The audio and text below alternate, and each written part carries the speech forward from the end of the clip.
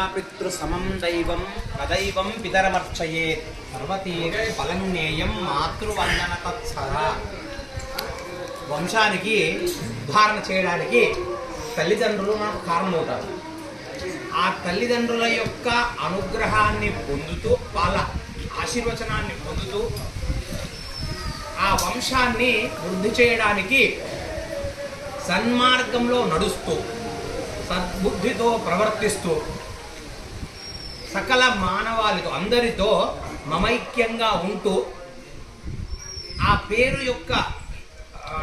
ఒక వ్యక్తి యొక్క పేరును సార్థకత చేసుకోవడానికి, తన పేరుతో తన పేరే కాకుండా తన తల్లిదండ్రుల యొక్క పేరును,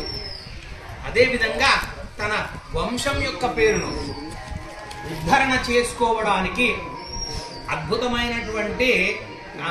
ఆ స్వామివారి యొక్క అనుగ్రహాన్ని పొందడానికి, మన వాక్కును శుద్ధి చేసుకోవడానికి, మన వాక్కుతో పాటుగా మన పూర్వ కర్మలను తొలగించుకోవడానికి ఉపయోగపడేదే మనకు ఈ వంశవృక్షం. ఆ వంశవృక్షాన్ని, వంశ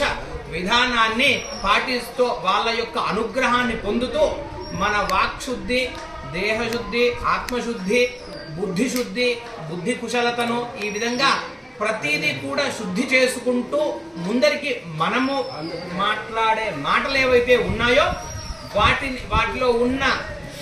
సాంద్రతను, మంచితనాన్ని గ్రహించి మన గురించి ఒక వ్యక్తికి ఇంకొక వ్యక్తి ఫలాని వ్యక్తి ఇలా చేశాడు అనేటువంటి, ఫలాని వ్యక్తి ఇలా చెప్పాడు, ఇది నేను ఆచరించాను అనేటువంటి ఒక గొప్ప లక్షణం ఏదైతే ఉంటుందో అది మన వంశవృద్ధికి సార్థకతగా ఉంటుంది.